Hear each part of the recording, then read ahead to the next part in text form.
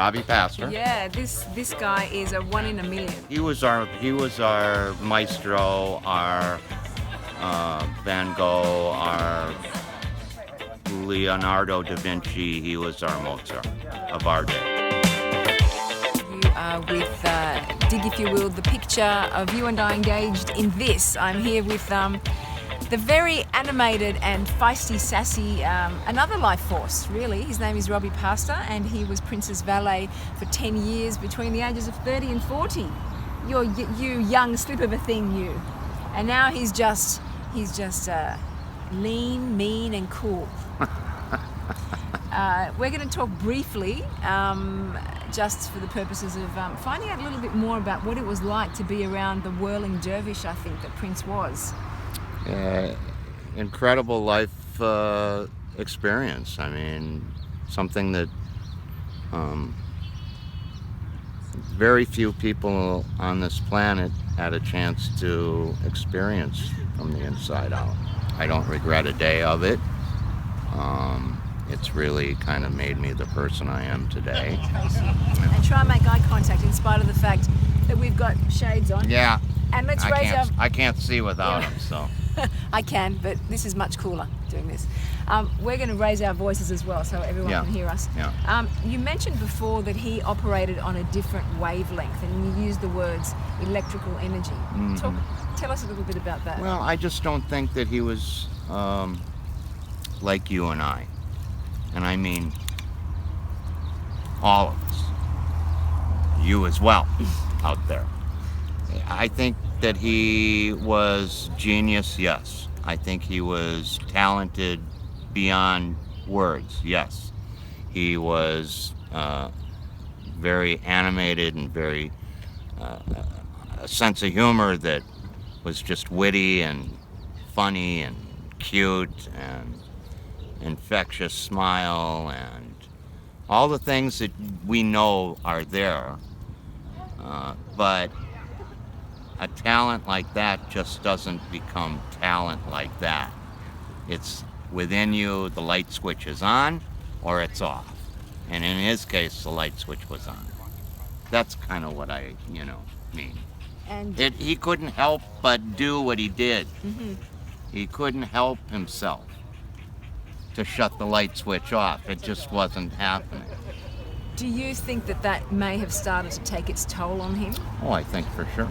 I think, you don't become the world's darling and not have to live in this bubble that you've created. It's a very two-bladed sword, isn't it? Mm-hmm. Yeah. And in my hotel rider,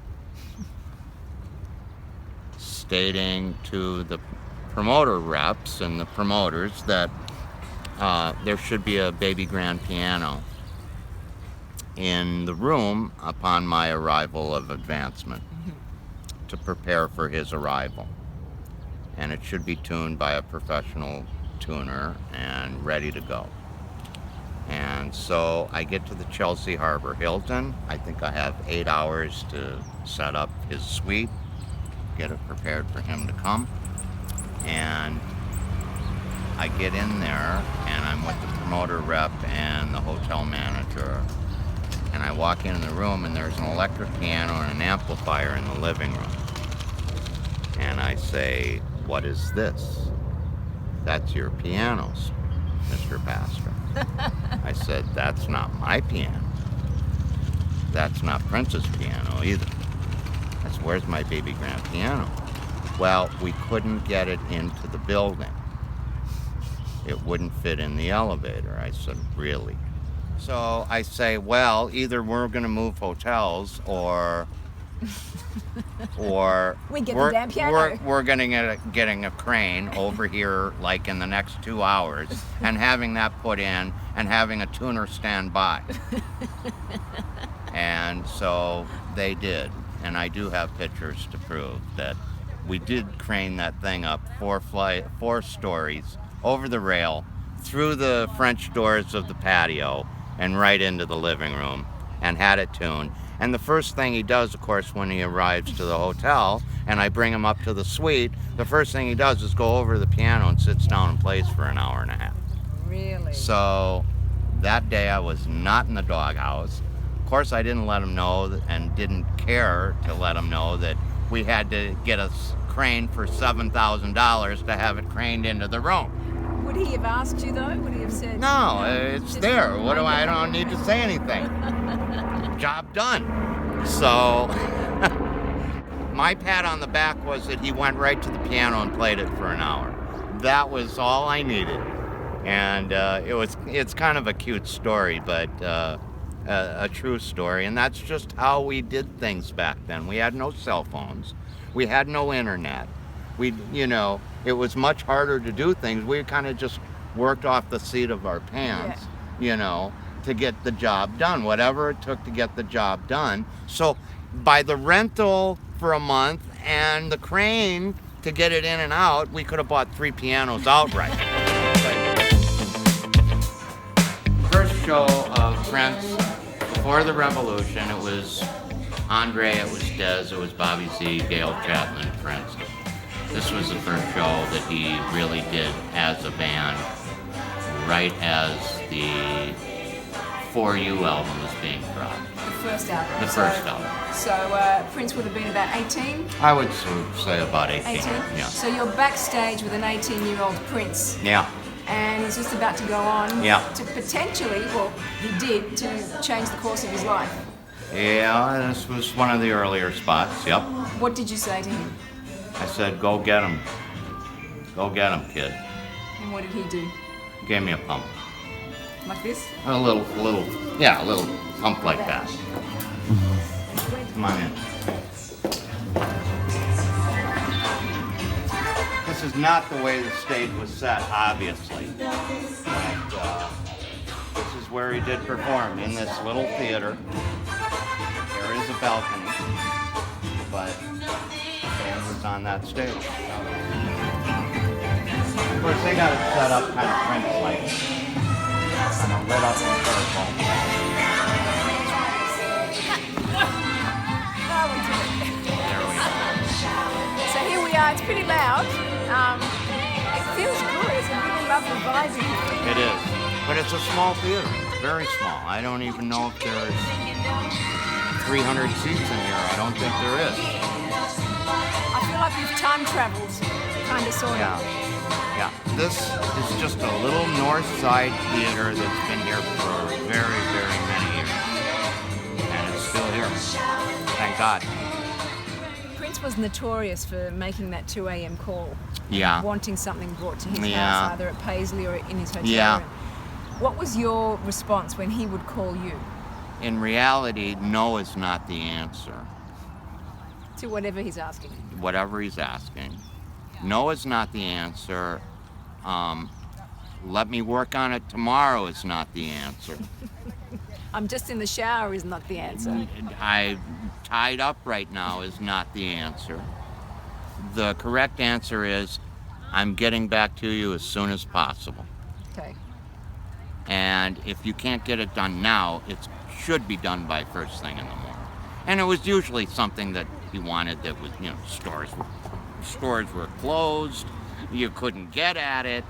But I got to tell you, if that was the case, then the next time he asked for something, that would just go down in a note, and you would stock up on whatever that was. So the next time he asked for it, you could get it to him in 10 minutes. Whether it was candy corn or red wine. Whatever it was, Yeah. Bottle of wine, red wine, a certain, food, a makeup, whatever it was. Yeah. What's going through your mind when you see his number coming up? Are you thinking now what the... Oh, Yeah, what well, was that? I told you about this. Back then we had pagers. So, that pager and I did not get along so well. Because, a pocket full of quarters and going down the road, and you got your list of things to do, and every 15 minutes the pager's going off, and it was always in my mind, and I probably said it a few times out loud. Now what? Now what? So now that he's left us, What is it do you think that is his legacy? Well, obviously his music. Because people like this do not come up, they may skip every 100, 200 years. I like to think of Prince as our maestro, our modern day Mozart. On a personal note, though, and I think you're absolutely right, he was definitely one of a kind, unrepeatable, Yeah. and all those Not before, superlatives. not during, not after. No, and really, I found that we've just been using all these words: astonishing, staggering, incredible, phenomenal, but nothing ever will really do him justice. I No. don't think. Nothing that we can explain in words. It's something that we can only feel. It's a heartfelt thing. So, it's within us. So on that note, personally, what's one thing about Prince? Because you spent a great deal of time with him in a very intimate way. Yeah. What's one thing that will stay with you forever? His just his ability to create the way he did, and the music. Obviously, the music. I mean, some of my favorite songs are off of the Parade album. Mine too. It's a gorgeous album. Unbelievable. Truly underrated, though, don't you think? Oh yeah. Yeah. Christopher. Yeah, love really? it. Love it. People who are into his music, people are even if they're not into his music, he's undeniable. I'm just saying that he's undeniable, and I think in the end, he left us all. Whether you're from the inside looking out or from the outside looking. That's what I feel. So, Robbie Paster, it's traditional now. I need to give you a purple love hug. Can I do that? Yeah. Okay. You're welcome. Really. Yeah. Okay. All right. Good. We're done. Yeah. Good. Thanks. Peace.